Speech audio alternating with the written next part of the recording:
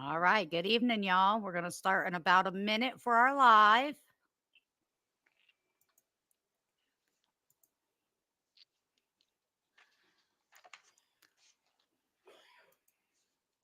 Just give people a couple more minutes. We are going live across multiple platforms again tonight. We are on Facebook, YouTube, Twitch, Riverside, and TikTok. So join us wherever is convenient for you.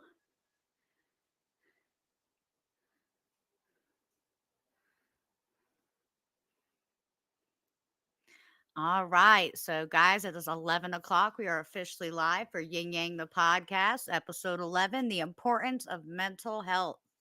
So, tonight's kind of a more serious topic than usual. I'm sure that you're going to get some laughs out of us still, though, which is kind of who we are as people. Right. Um, so, no frets. You'll still get to laugh, but it is kind of a serious topic, but it's a topic that definitely needs to be had, especially as close to the holidays. So, um, we're going to go ahead and play our disclosure. TikTok, you may or may not be able to hear this disclosure. Um, so just listen carefully for our disclosure, please. Ying Yang the podcast does not own rights to any background music or noise you may hear. This podcast is completely opinion based and may include adult content, adult language, and verbiage not suitable for any underage viewers. Information found in this podcast may not contain exact accuracy as it is opinion based. Please listen at your own risk.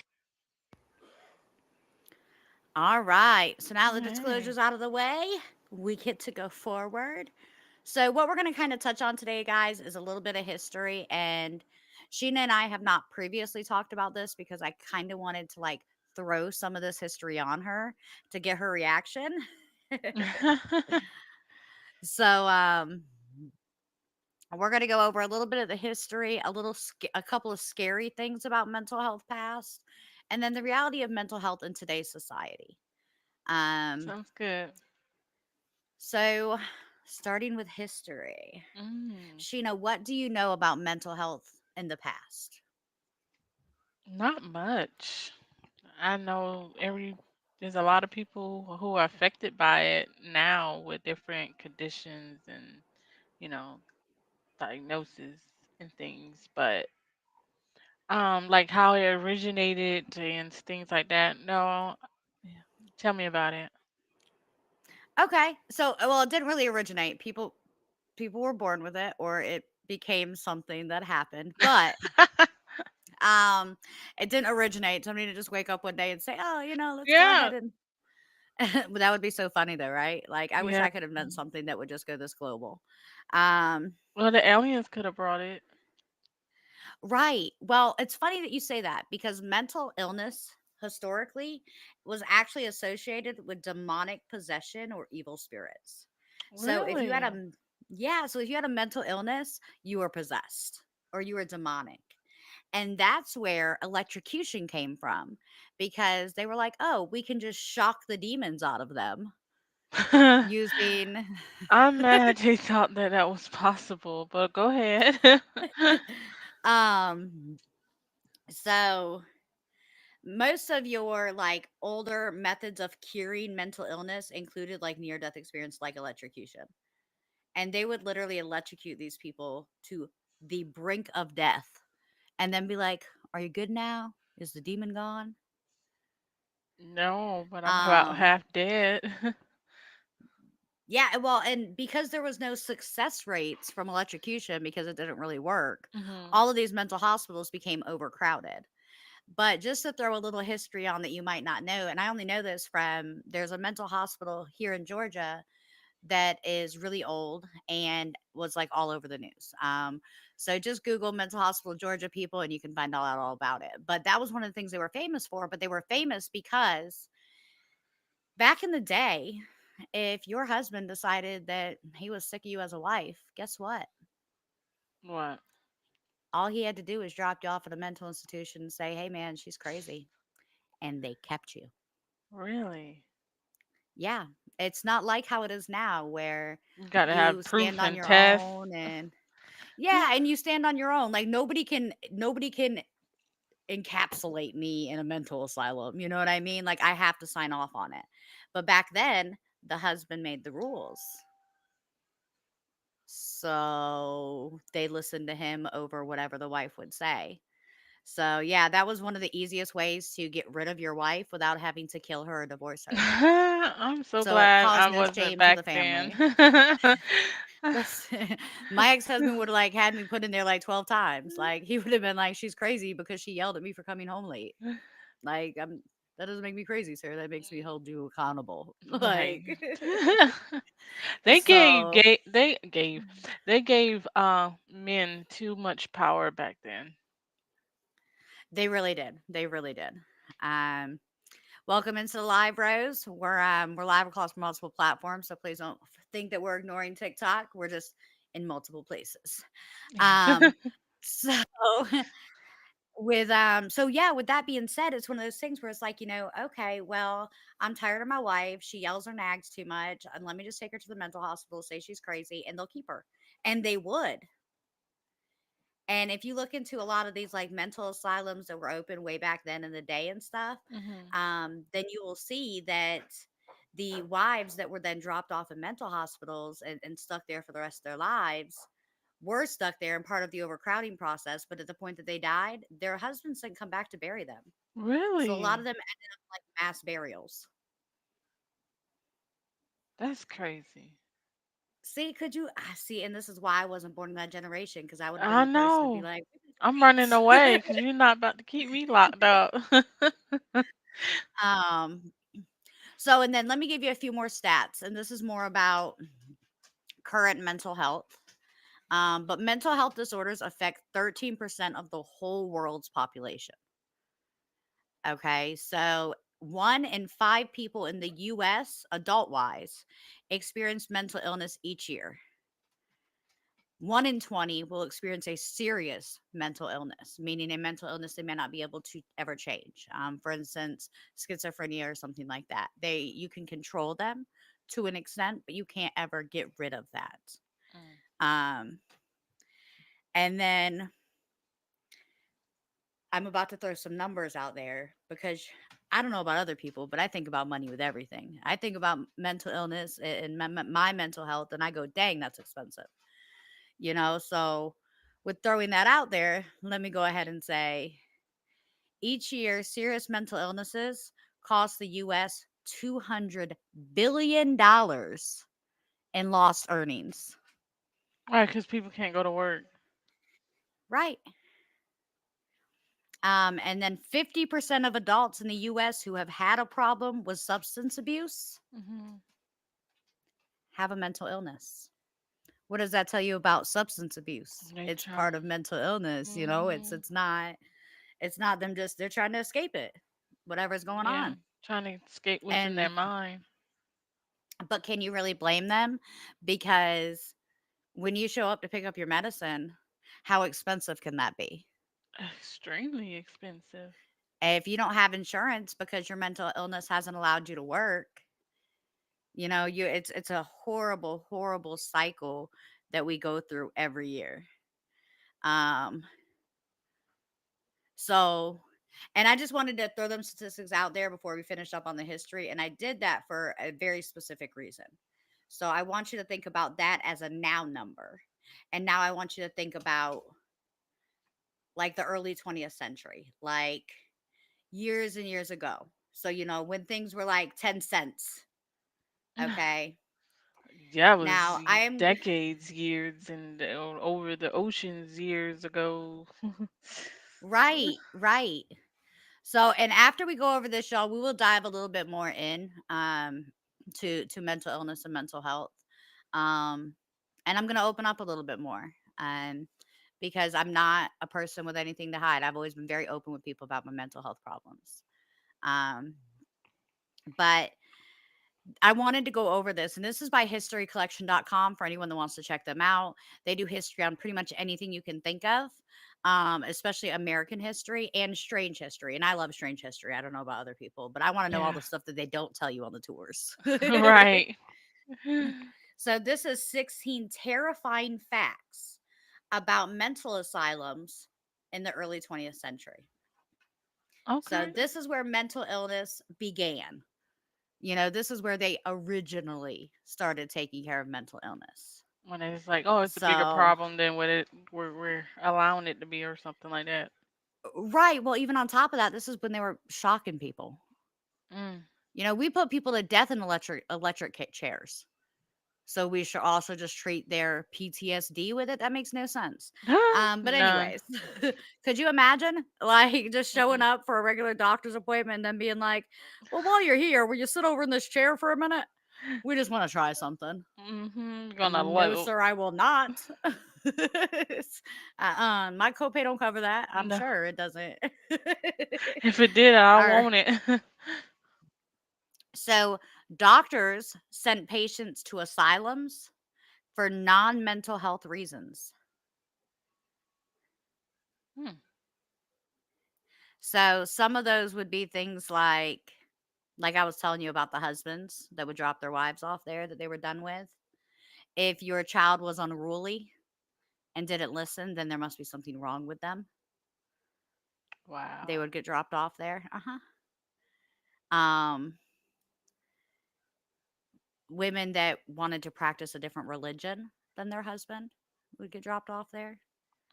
Any marital issue that they had whatsoever was reason for the courts or for the husband to drop off the woman at an asylum. So them sinners became what you call the scapegoat when you didn't want to Correct. deal with it no Yep. more. You just dropped them off. Well, and the sad part is I was reading on a different article throughout the week about how a lot of children back then with ADHD, because they were considered defiant or unruly, would get sent to these asylums and spend their entire life being electrocuted. Mm. Um, and then, so let's go on to number 15. US was the only country that built massive asylums I to wonder house these people. why. Because The they same just reason US allowed. They just builds massive allowed. prisons. Yeah. They didn't think nothing was wrong with it and just allowed it to continue to happen. I mean, it was easier that way, right? Oh, that woman didn't listen to her husband and didn't cook him a steak for dinner, so she must be loony. Um, whew. And they were always really big. Like for instance, they go on to say in this article about the one in Oregon that they built, and this was in the early so sorry guys. This was back in the early 20th century. That one housed 2,400 adults. Mm. So that's the size of a prison.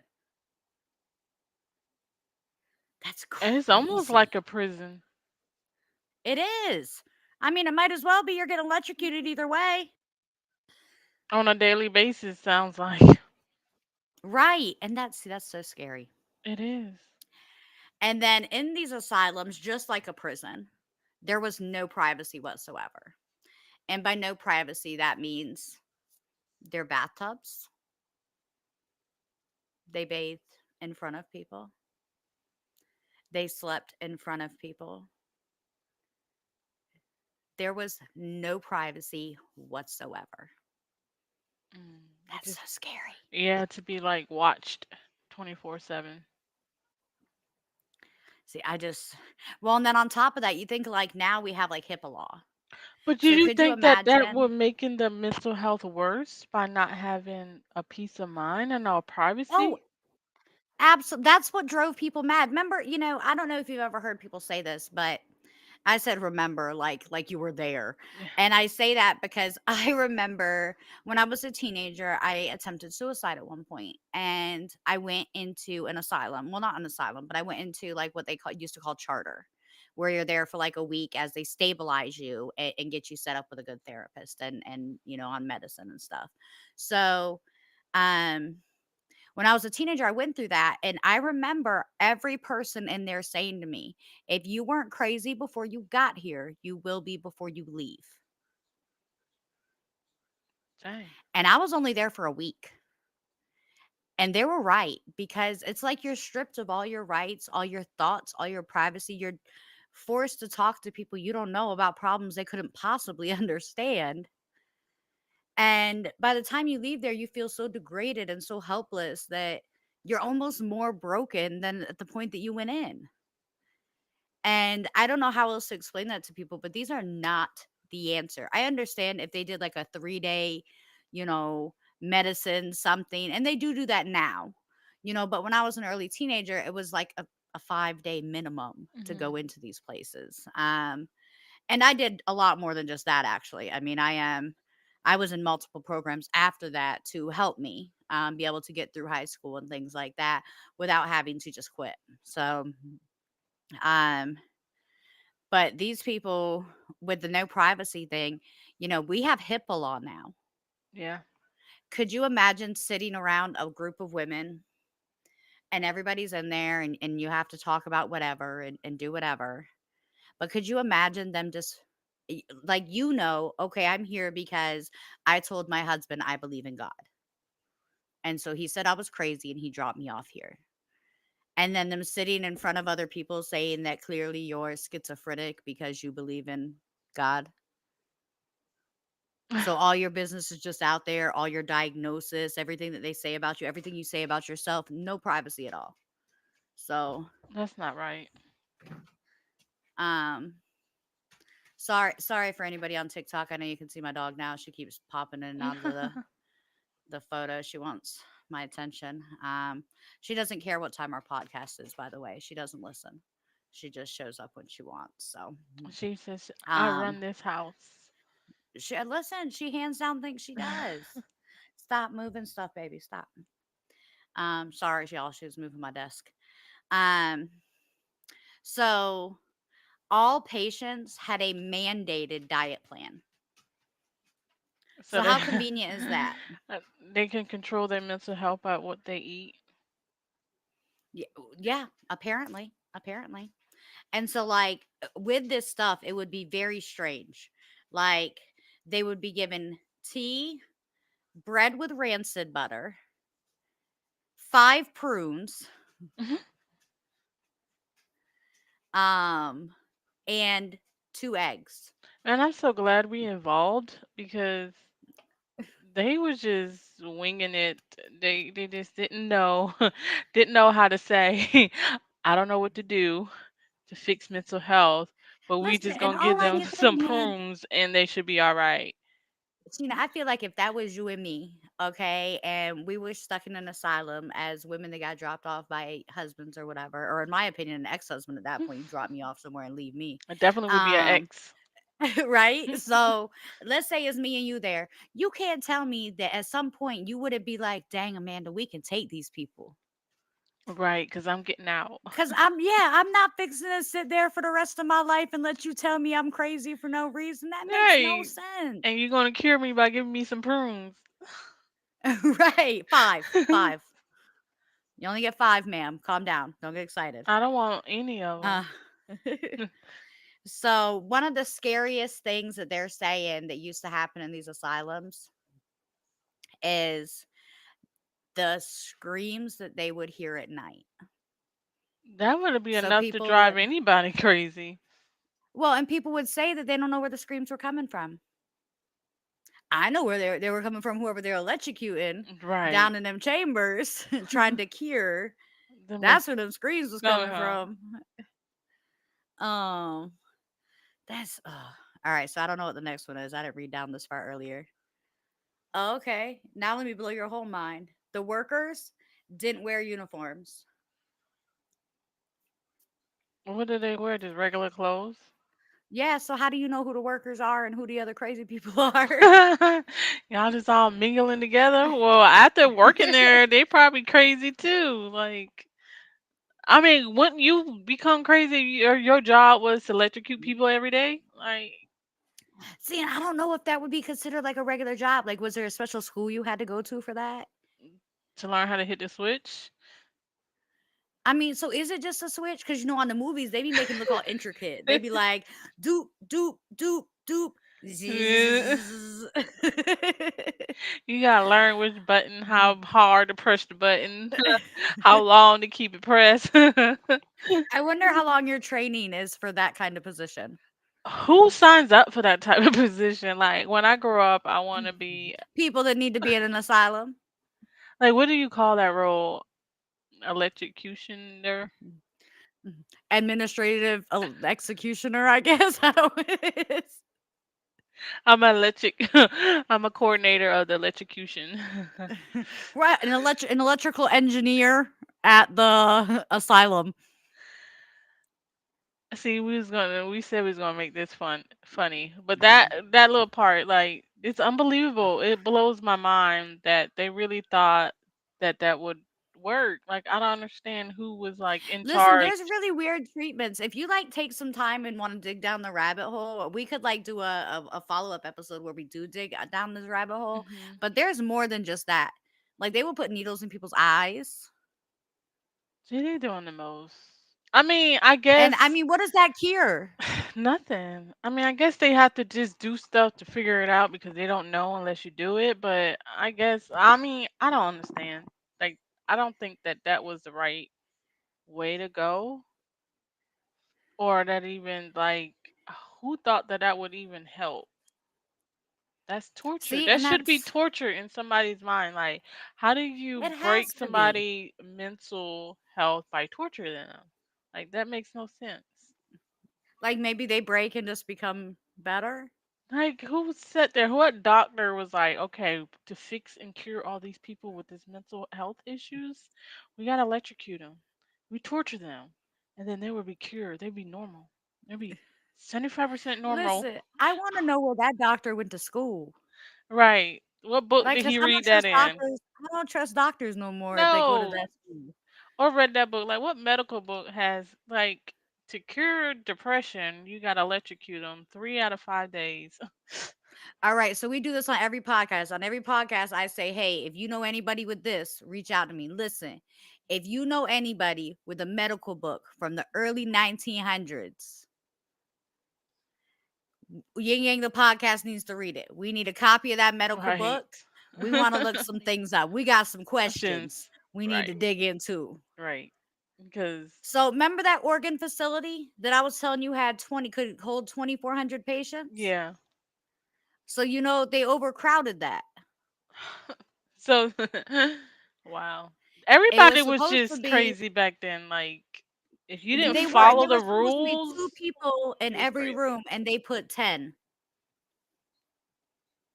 So basically, if you didn't follow the rules, you were crazy. Yeah. Yeah. I mean, because that's the only reason you wouldn't follow the rules. It's not because you're not allowed to have an opinion as a female back then, especially. So these were like 7 by 14 feet rooms. So think about the size of your kitchen, a normal kitchen. If you got a huge kitchen, then it might actually fit 10 people in it. But think of a normal kitchen. It's a 7 by 14-foot area, your open space in the kitchen. Now imagine 10 women sleeping in that room. Enough to drive somebody completely insane. No Right. privacy, no. I ain't got no space. You in my personal space, 'cause we sleeping on top of each other at this point. And then on top of that, if you talk back to the people that run the place, which you're not sure who they are because they wear regular clothes, then they decided that you must be on other drugs besides the ones they were providing. And they would make you strip and run tests on you in front of everybody else. Oh, that's such a, what's the I'm word? telling you, I would go to jail for murder in a place like that. I would. And Yeah. I don't really know if I'm allowed to say that on I'm sorry, You gonna get that people across the CIA? platforms. What's it? The FBI gonna come knocking at your door. You better the shh. the CAIA. Says- That's listen, ma'am. I don't even know who that organization is, but if they come after me, y'all know Sheena called it. All right, right. So if right. the CAIA comes and gets me, y'all know Mm, Sheena knew about it ahead of time. right. So I'm telling you, I got the inside track. Me and the aliens be talking. when doctors were having a lot of problems with patients, especially if patients came in with like an infection like syphilis or some kind of STD, even though it's curable to an extent. They would just treat them using injecting them with malaria.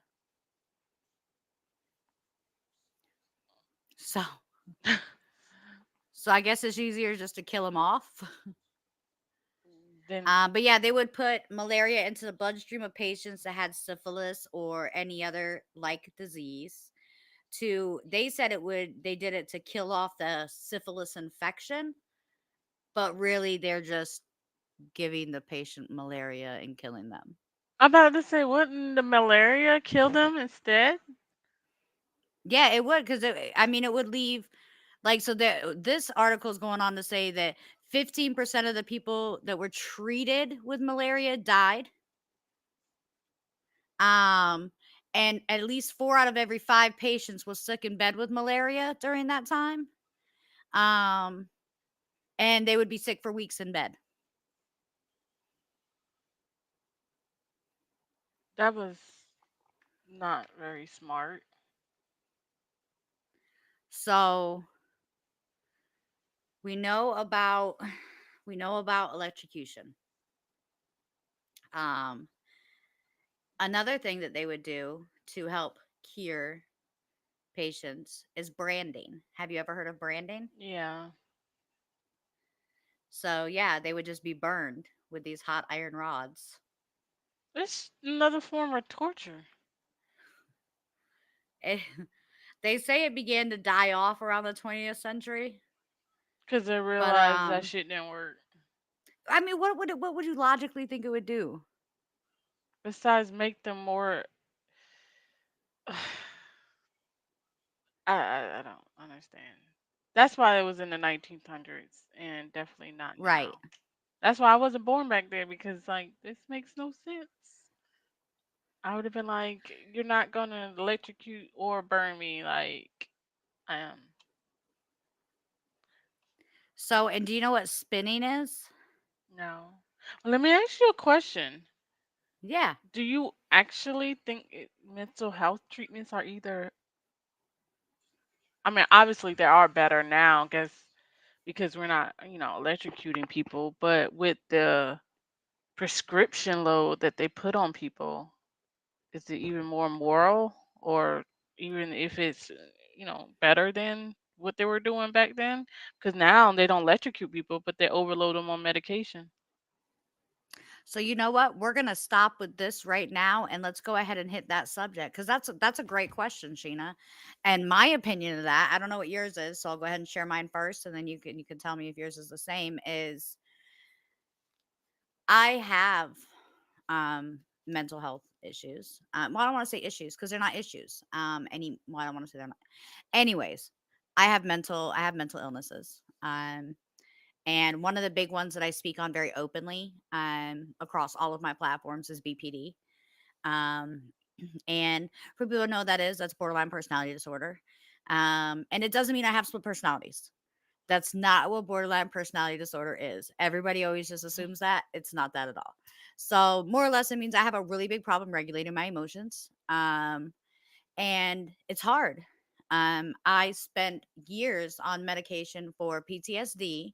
I also have something called social phobia, which is the fear of embarrassment, um, which is a really big thing. You see, I'm on live, so clearly I don't embarrass myself often enough or whatever. And then the other thing is, um, and then I also, so PTSD, social phobia, BPD, and major depression were the things that I was diagnosed with as a teenager. With that being said, I was so heavily medicated through my teen years that as an adult now, I can't tell you much about them. Um, I spent a lot of time sleeping. I spent a lot of time just dealing with the doctors and dealing with the therapists and trying to make it through each day that I don't remember literally years of my life. Mm. Um, it wasn't until, and this is at no fault to my parents, they were trying to do whatever was best for me to help me get through what I was going through during that time. So for me, it was the fault of the doctors. It was easier to over medicate me and make me calm down than to listen to what I was trying to say to them. And that's the sad part. So I strongly believe in the moment that I was out of my parents' house and completely on my own, I took myself off all of that medicine. Now it was rough. For a couple of years, I was in and out. I had moments that, I would become suicidal. I struggled really hard. And then I went to school and I used school and my education to make sure that I was sorry, y'all. My dog is trying to entice me with toys. She is bringing me toys to try to get me to get off of here to play with her. So, um, but she just came over and rang a bell and then dropped the toy, like, come get it. So, anyways, during that time, as soon as I was starting to realize that I could go to school and I could learn about this. Hello, Josh. Welcome into the live. Hi. When I was able to go to school and start learning my own triggers, I was realizing at that point that I had all the power. I feel like if you do have a mental illness and you have the capabilities to do research for more natural things to help, like learning your triggers, learning treatments, things like that, I think it's so much better for you than the medicine that they prescribe because all medicine have side effects, True. And even if the side effect is something like, oh, it makes me tired. Well, that's a problem because mental health and mental illnesses already make you tired. Very fatigued. S- Right. So it's one of those things like, what do you do about it? And what is your opinion on medication with mental illnesses, Sheena? I I mean, I really think that they throw the medication at you, and I have my own battles, growing up too with depression, and now I'm dealing with anxiety, massive major depression, and PTSD. So I understand where you're coming from, and went through the same cycle with the medication. I think you need to where you have more like counselors and therapy without the medications to talk through it. I think that approach may be helpful more so to find the root cause of it in order before throwing the medication at it. A lot of doctors just like, oh, you got anxiety, oh, you're kind of depressed, let me prescribe this to you, without even reaching out to the therapy or finding if you need like counseling to talk through your issue or why you have the issue before you just automatically put someone on medication. I think that's what they do now, and yeah, I agree that it is a over heavily medicated population. More so, probably because the pharmaceutical companies make big dollars off of medication. So, doctor is going to first push that medication. Then, if you have a problem with the medication, like side effects and stuff, then they're like, oh, well, you might need therapy or you might need to see a counselor. Or, you can change this medication. Let's add this to this. And now you have like anxiety, but you're on like three different medications for it. Like, it's crazy.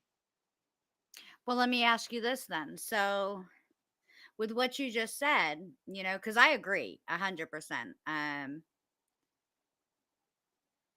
We have somebody that just commented in the Facebook that said, "Get a switch and whoop yourself." Like, get it back together. And I mean, honestly, I agree. I mean, but that's what I was saying. Like, that's what I did. I learned my triggers. I learned how to control them. I learned when I'm at my breaking point and at what point I need to say, "Hey, I can't do this alone. I'm not safe. Help me." I'm one of the few people out here that's extremely lucky to have the mother that I have, because regardless of what I have going on in my life, my mom will come out of nowhere and be like, "Hey, are you safe?" And for us, that's not a, "Hey, is somebody at your door with a gun?" That's a, "Hey, are you mentally safe right now, or do you need me? Do you need company? Do you need?" And that's the best thing that my family could have ever done for me growing up because it was a way to ask if I was okay without saying, "Hey, are you all right?" Or, "Hey, how's your brain feeling?" And things like that. Because one of the hardest parts, especially dealing with depression or post traumatic stress disorder, which is PTSD, is if somebody's constantly going, "You are right today," it makes you more depressed Yeah, it because then aggravates. you acknowledge why they're even asking you that. So Mhm. it's so much easier when someone's like, "Hey, are you safe?" Because no, I might not be okay. And I might be having a horrible day, but it doesn't mean I'm going to do something crazy. It doesn't mean I'm going to take that final step and hurt myself. So are you safe is a much better way to ask it for some people. I get that. But with you, what you just said about the medicine, we're asking, do we think that the doctors over medicate now? Would you prefer the medicine to the electrocution or the branding?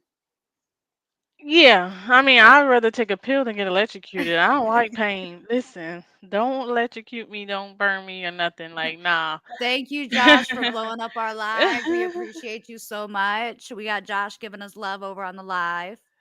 Thank you. So, and that's one of the biggest things, yeah, we have come a long way from where we used to be. Yeah. Um as a whole, as a I think, world yeah, when we it did comes to come a mental health. long way, but I still feel like we have a long way to go. Yes, extremely. Well, you know what then? You said it. So tell me, what do you think should change? The fact, okay, we came a long way. So from the electrocuting and the branding, and we came a long way. We got the medication now, but that's better than electrocuting people is giving them a pill.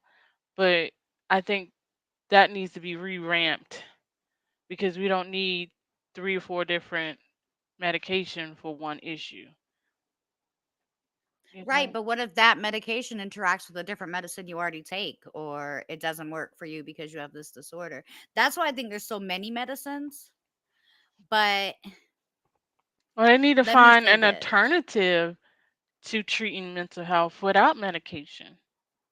Like, not all disorders need medication. Agreed. Agreed. And I think that it's complete BS that they prescribe every single person anxiety meds. You can go in there and be like, hey, I know exactly what's wrong with me. I have abandonment issues. This is why. This is how it could be fixed. And they'll be like, well, here, let me give you some anxiety meds. Mhm. And it's just like, man, you're just zombifying the world. And I completely agree with, Let me give you some I think it's, Valium. I think that you pronounce your name Tyrese, and if I'm saying that wrong, please announce the pronunciation for me in the chat. But Tucker, I'm going to go with Tucker for now, stated natural medicine. And that I wholeheartedly believe that. So that's what I was going to say. I'm not going to say that there shouldn't be medicines or things like that. I just think we should go a more natural route. Like for instance, that mushroom coffee that I did the business spotlight on last week, y'all, that has a certain kind of mushroom in it that helps you with focus and energy. I might need some of that. I would love for you to try it. And if you don't buy any before I see you next time, I will bring you some Yeah, because I might because need to it order really some to does try it help. out. It's $30 to start it, and it comes with the little stir and all that, all the instructions on how to do it. It's great. But my biggest thing with it is it was a natural way to give me the energy that I need. Um, and That's anyone awesome. that knows me knows I've been struggling with energy for like a year. What? Me too. So yeah, so this Just be coffee, like tired. it literally changed how I felt, but not just energy wise. It helped with focus and it helped with all of those things. So um I think everything needs to be moved towards more of a natural healing platform because we need to get away from the pharmaceutical companies pushing these man-made drugs because of the side effects. Where you know, way back in the day when it was Adam and Eve, we had gardens, we had the earth, we lived off the land. So why can't we do that now? You had your herbs and your because your it takes away the teas. sense of control.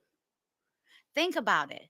Do you really think the government is ever going to allow us to have anything that takes away their sense of control? Yeah, but What does why give medicine me a do? drug? You're going to prescribe me three different drugs to fix my one anxiety problem, but it has side effects that cause me to have kidney failure or other stuff, liver, whatever the side effects is, migraines, headaches. So now I have to be treated for another medical condition because you didn't gave me some pill to fix one thing, but you messed up something else. When you could have just gave me a herb or a tea or something to calm my nerves, and my liver or my kidney would be intact. Or they could have teaching you breathing methods. There's so many Yeah, other ways days. to do this, Yes, the but, technique. Josh in our up in our TikTok just commented that it's a moneymaker, and he's absolutely right. I mean, this money, it provides all this money that we spend on drugs provides the government with so much more money. Right, because you're So, charging $10,000, well, or you think about your insurance. $700 for per I can actually pill. give you the perfect example, even though it's not for mental health, like diabetes medicine. So insulin runs about $980 for a Right. month's supply, for those of you that don't know. Mhm. Now, my insurance would cover so much of that to the point where it would drop it down to 50 bucks a month for me. So my insurance is covering like 950 bucks. I'm covering the other 50. Um do you logically think that there's not money going back into the government's pot? Like that doesn't even make Mhm. sense. But what I think when it comes to mental health is not only getting back to the root of how it should be, but teaching people coping mechanisms that don't involve pills.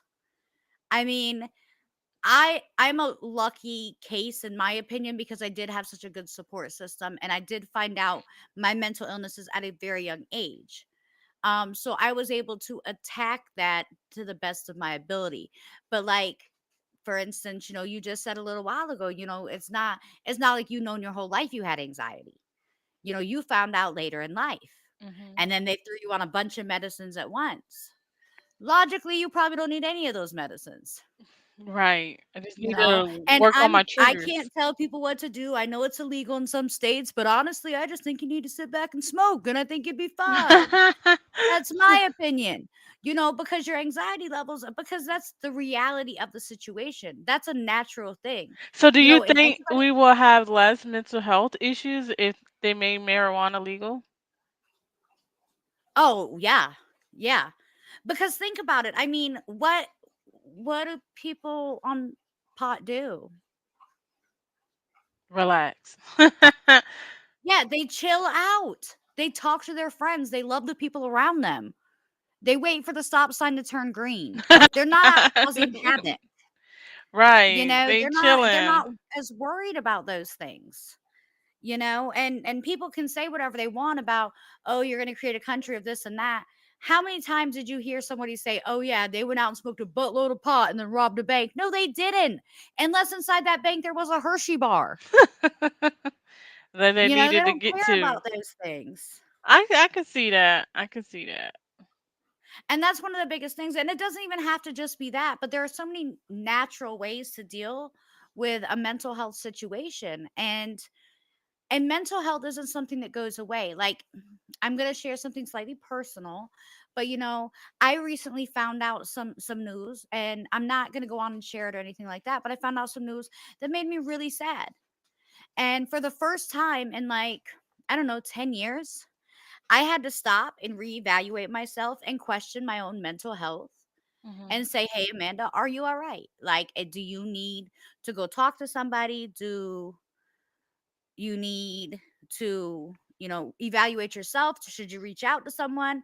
And I had to do that because every time something in your life comes up, if you have some kind of mental illness like anxiety or PTSD or things like that, that trigger something from your past that created that mental illness to begin with, Mhm. you are going to have to reevaluate yourself every single time. And I can tell you that for the first time in 6 years, I took an anxiety pill. Mm. Now, I'm prescribed these pills regardless every 30 days. I don't take them. My doctor knows I don't take them. My doctor knows that I hate them. Because they just make me completely tired and I just want to go to sleep. Yeah. But I woke up at 4 a.m. and I couldn't get back to sleep. And I spent hours digging into stuff on the internet. And I was like, oh my gosh, what is wrong with me? I have to calm down. So I took the pill and again, it put me to sleep. It gave me the best 3 hour nap of my life. And I woke back up. But when you wake up from those kinds of medicines, you're drowsy, you're tired. It's hard to get anything done. You can't focus anymore. So those are the side effects of that kind of medicine and that kind of situation, is that it can and it will affect you later, which is why I don't like taking, any kind of mental health medication if I can avoid it.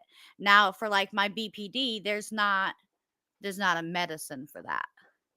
That's a completely trigger related thing. There's no cure, there's no pill, there's no you just deal with it. Um But couldn't majority of the mental health conditions be cured or treated with learning your triggers and counseling versus medication?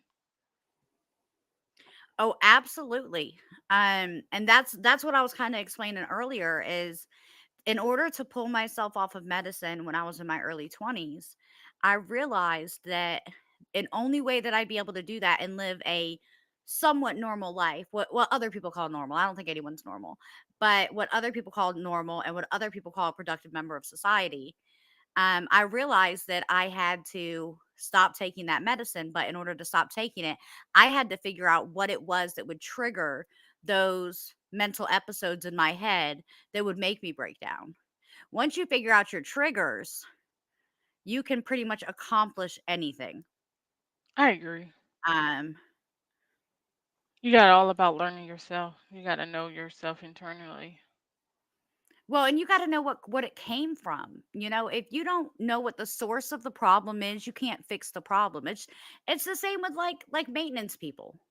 You know, you can't stop the leak if you don't know where the leak is coming from. Do you think some people just choose not to figure it Mm-mm. out or just block that part out and rather take medication so they want to deal with it? It doesn't work for every situation though. Like I can tell you, people with schizoaffective disorder.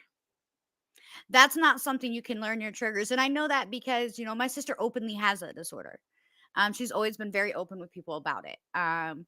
But I can tell you just from growing up with a sister with schizoaffective disorder and schizoaffective disorder, for those that don't know, is schizophrenia and bipolar together.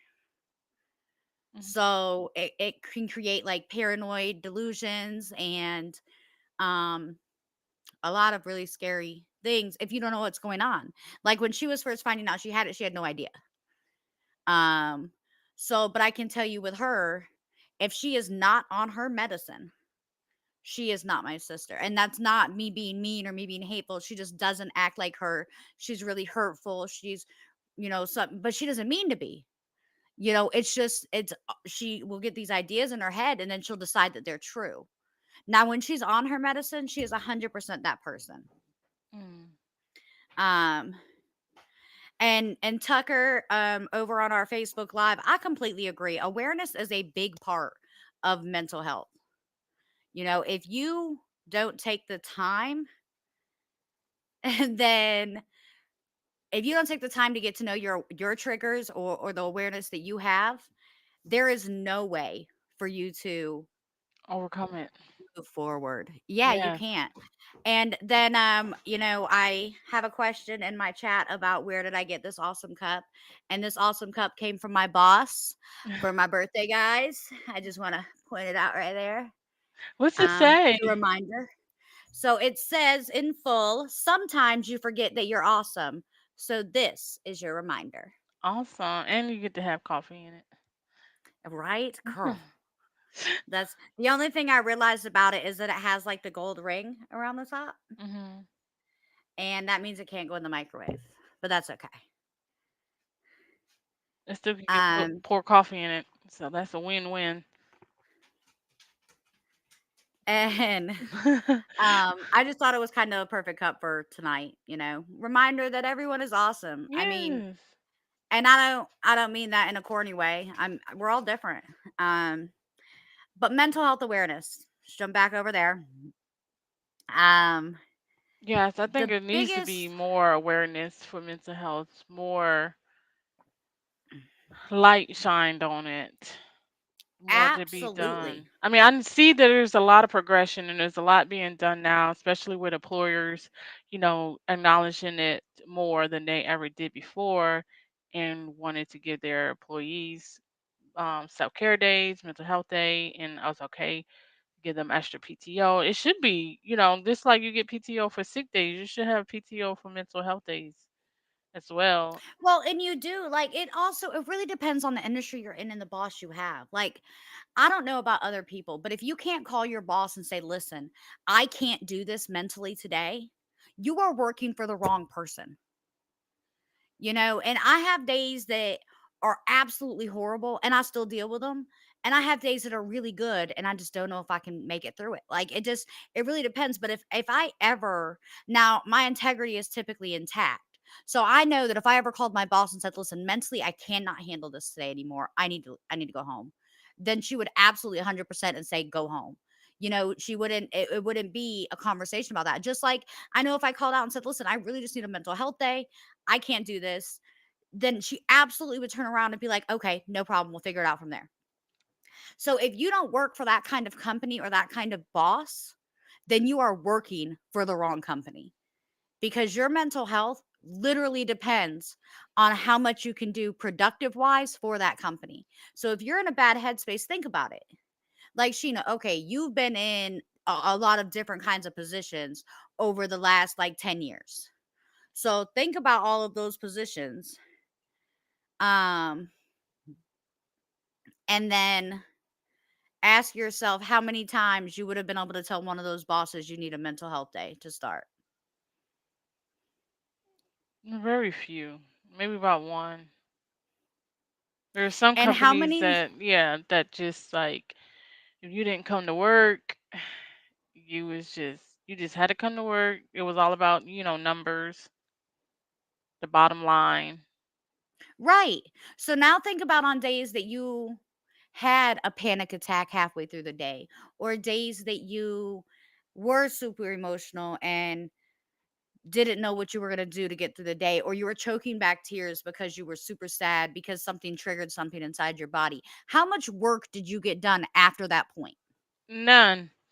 Couldn't Right. focus. You can't focus. But then some jobs won't even let you leave early or go home because you don't have the PTO. So then you're stuck with, oh, should I just go home because I can't mentally focus and get rolled up, which is going to cause more stress and frustration and anxiety because you're worrying about your job security now. Because, like, if I decide to go home because I need a break, I'm going to come back to a write up. I might come back to, being on probation, or this might cost me my job or if you wake up that morning and can't do it and you want to call out, then you're worried about like the same thing. Am I gonna get rolled up or do I have the time? Because most people don't have, not everybody has a job where they have paid time off or they can afford to take a time off. So you got those families, those members of society that works a job that doesn't offer PTO and they can afford to miss a day. And so they can afford to take a mental health day even though they need it because they got bills and kids to take care, daycare to pay, rent to pay, the lights to pay, food to put on their table. So most people, because I've been there, you can't stop. Like I've been there working a job where I had to work. Like I couldn't afford not to work. So I just had to suck it up. Yes, there was plenty days I needed a mental health day. I go went up, woke up or get to work was like I cannot do this today, but I did it anyway. I didn't perform my best. And probably was a day I didn't hit productivity or I didn't like, reach the deadline or the goal that I achieved because my head wasn't in the right space, but I couldn't afford not to go to work. So I just went, did the best I can. It wasn't my best, but I showed up because I couldn't afford not to show up. So one of the best companies that I have read about over the years that I think has the absolute best plan for this, and I don't know if you've heard anything about it, but Google. So if you work for Google, which is out there in California, if you work for Google, they have something called Flex Days, where if you get into work and you work for a few hours and something happens or something's messing with your brain, that you can leave. Mm. They just ask that you come back when you're in the right headspace and get your 40 hours in each week. That's why I like And I remote jobs too, because some people just can't function in the office. And now do you have the opportunity to work remotely and they're more comfortable in the space. People who don't want to leave the house and they mhm. and they work better. So you have, I like the fact that you have options, and I like the fact that Google does that too. Yeah, I love the flex they call it flex time, the flex time idea. And you see a lot Yeah. of jobs do that now. I know that Amazon has a similar like program. Mhm. I don't know exactly how theirs works. I know that Google created that though. And they were really excited when they launched it and they said that their productivity in the first year went up by 200%. Right, because And that's people are proof if you're in the right working. headspace. Yes. And that's like one of the things I love about my job is, I work my regular hours, but I'm salaried. So I'm also one of those people where sometimes you have to go in on a Saturday or you have to stay late to get things done and things like that. But there's no expectation on when that is. If I know I got to go in and catch up, I can go in and do that at 5 a.m. on a Saturday morning when I can't sleep because my dog wakes me up way too early. Um, and things like that. Like flex time is one of the best ideas that companies could do for productivity, especially like warehouse jobs Mhm. or things like cuz could you imagine working in a warehouse where you like all you do is press a button every 10 minutes all day long? And I say that because I know somebody that does that. She sits on the stool and she presses a button every 10 minutes on the minute. Could you imagine breaking up with your significant other on your lunch break and then having to come back and remember to do that every 10 minutes? No, your mind is gonna be not on that button. Exactly, exactly. And that's one of the biggest pieces of mental health and mental health awareness is that you not only listen to the people around you, but you acknowledge them. I'm going to put this out there for everyone to hear, and I'm usually not this person. But if anyone ever comes to me and tells me that they came to you and they told you that they were having some kind of breakdown and you didn't immediately try to help them get help. I don't care who, what, when, why, and where. You and I are no longer friends. If you're not willing to help someone that needs help with a mental situation, we're not friends. Right. And I will always be that way, 150%, because I did always have a very strong support system that I can't think of any one reason that a person would come to me and be like, "Hey, I'm thinking about suicide," or "Hey, I'm thinking about, harming myself," or "Hey, I'm struggling with this panic attack," and me just go, "Oh, grow up." I can't stand that. Me either, That is because a it's pet like clearly peeve. I'm It more grown burns than me you. up. I cannot stand that. If you don't understand, then don't comment at Say all. that. Just say that. Just say that. Say, "I don't understand how you feel. How can I help?" But That's all you you know got to what? I say. think everybody at least needs to have that, the text number or the hotline. So if you don't know what to say, you can at least give them that number. Be like, hey, reach out to this person or reach Do out to you know this what that number hotline. is Get the text number. nationally now? Then the text number, if you text 741-741, you can get a crisis worker So, and then I don't know if anyone knows this, but last year, it was either last year or 2021, under the but one of CG. those 2 years, they created, there's 911 for emergencies across the board, Mhm. but 988 is now the emergency line for you to call in crisis. Now, these people can help with anything, and all you gotta do is hit 988. That's all you gotta do. Right, and that's easy to And remember. somebody will answer the phone, and they'll be there to talk to you, and I can tell you, if you're ever around me and you come to me and you say, "Hey, I have this problem," I'm gonna ask you, "Are you coming to me for advice, or are you coming for me to me to get help?" If you're coming to me to get help, I am calling 988, Well, I'd because rather they're gonna you know tell more options than I somebody have. to call. I'd rather you just tell somebody to call 988 or put them into a hotline to where they can get help versus you say something to push them over the edge. Right. And that's the biggest thing. If you're not mentally equipped, I have a degree. So if I want to have that conversation with you, I will. I will, of course, start it with I am not a licensed physician, you know, but I do know psychology. So if you want to have a conversation, I'll sit with you all day long. And I don't care how long it takes. I have no problem working through those things with you. Yeah, me You neither. know, the flip side to that is not everyone is me. So if you are struggling at all, or if someone you know is struggling, just send them the link to call the number. She explained that the text line number, you can text if you prefer to text instead of talk. There are so many options out here, and I also want to make it really clear about some of those options in today's day and age. You know, if anyone saw our business spotlight today, that was ThriveWorks. So ThriveWorks is one of the many virtual options that you have. ThriveWorks does accept all major insurances. So, your Blue Cross Blue Shields, your Medicaids, things like that, they accept all of that. And you can do your therapy online in a video session just like this, so that you don't have to go in somewhere. And for a lot of people like me, I work in multiple places, multiple different days and things like that. So that's one of the best options for someone like me because of the flexibility with it. I know that I can get them on my phone if I need my therapist immediately. Yeah, because most of them text ThriveWorks. now. Like they have a number that you can text if you need to ask a Mhm. question or if you need an emergency session. And a lot of them Yep. have flexibility to where if you have to work your 8 hours a day, your 9 to 5, like they have later times where you can always, even times on the weekend, to where you can, pretty much, they pretty much work to accommodate you and your schedule so you can get the help that you need. Right. Right. And there are so many options out there now. And the saddest part, and if any of you are going through this, I need you to know that if you reach out to Ying Yang the podcast inbox, I will never turn you away.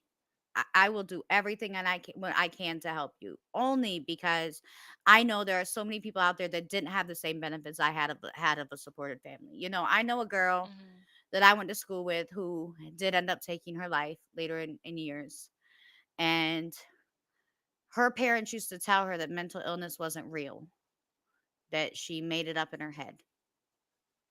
That is the worst thing you can do for someone that is struggling, because not only do they then feel crazy, but they feel unvalidated.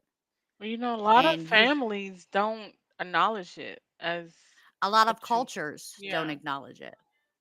The Like, African American culture being one of the biggest. yeah, they don't. It makes it hard for you to open up or say, I have a problem, or I have an issue, or I need help because it's frowned upon. Right. It's like, why should I say something that's going to get me in trouble? That's like And see, you asking for a shouldn't beating. think like and you shouldn't think like, and that's the saddest part. I understand that because I think everyone kind of has that fear at first. I had that fear when I was young, when I was young, and with my first suicide attempt and things like that. My parents didn't even know I was struggling.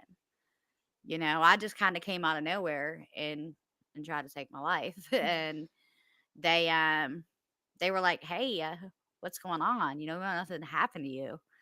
And it was hard for me because it was like, well, I didn't know. I didn't know that you didn't want anything to happen to me. And it wasn't their fault that I felt like that. It was the other things around me, the people around me that were telling me I was crazy, the people around me that were saying, nothing in life is that bad. But when you're a 13-year-old girl, Mhm. everything in your life is that Right. bad. So, um, there's been a lot of strides in mental health and in therapy and in your options. There are even online therapy type classes you can take that can teach you about your triggers. I'm not allowed to tell you where to find them, but Google them. That's all you got to do. Google, help me with my anxiety.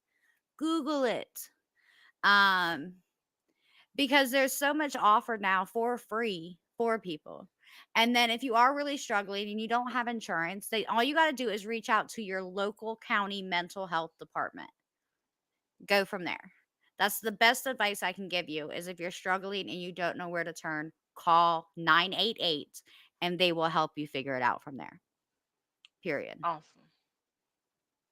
So with that being said, we are going to go ahead and end tonight's live, but again, anybody, if no one will listen to you, and you need help and you're too afraid to call 988, hit our inbox. We're right here. Right. You can find us pretty much any platform, but if you hit our inbox on Facebook, Twitch, YouTube, TikTok, we're going to respond.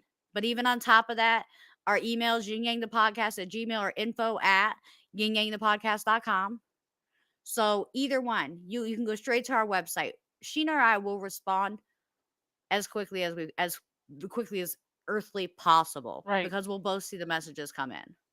So Mhm. with that being said, I want you all to have a wonderful night. Enjoy the rest of your weekend, and within 24 hours will be uploaded.